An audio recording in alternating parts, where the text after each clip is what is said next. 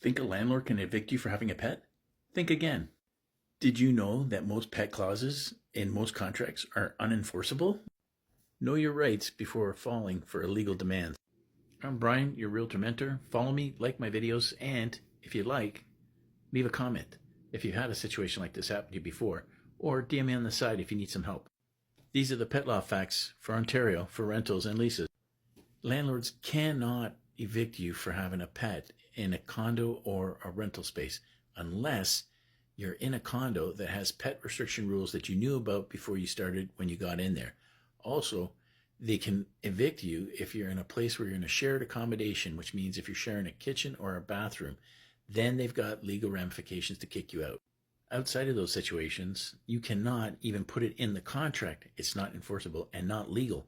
So if they say that when you sign the contract, and I've seen it many times, people don't want to rock the boat, they put the clause in there and you get a pet afterwards, or even if you sneak one in between, they still can't kick you out because you have a pet. It's against the law.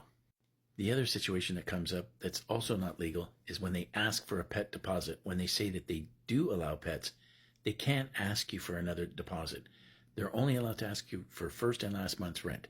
But then again, some tenants want to appease the landlords by saying, okay, I will pay the deposit. But make sure you take pictures of the place when you go in and you sign off on every scratch, dent, and bump. Because guess what? At the end of the lease, if you give them $1,000 or $2,000, they're going to keep that if they find one mark, one dent, or anything that would cause them to have to replace all the flooring. This still doesn't stop the landlord in choosing and picking which tenant they want. Because if you have 4 applicants and 3 of them don't have pets, and you happen to be the one that has the big Alaskan Malamute, I guarantee you they're going to lean towards the other 3 and they're going to pick one of them. You won't know, and it's not going to harm you, but guess what? You're going to be shortchanged on that. Knowledge is power. And if you know your legal rights and you know what you can say and what you can do, will put you in a better position to push back on somebody that's trying to, exert their authority on you when it's illegal. But listen, I do have some limitations myself. If I do get an applicant that comes to me and says to me they've got 2 dogs, a cat, a rabbit, and maybe even a Vietnamese potbelly pig, I kind of scratch my head and I say to myself, why are you such a glutton for punishment? I love animals too. I've got a dog and a cat. But you know what? I wouldn't want to be pushy on somebody else bringing all these animals into one place, plus throw in, 2 kids, a husband. It gets to be a little bit much. But if you're uncertain and you don't know the rules or the regulations and you really need some help or some advice, reach out to me. I'm Brian, your realtor mentor.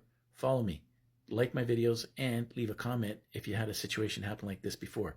As well, if you're kind of shy and you want to DM me on the side, be my guest. I'd be happy to talk to you.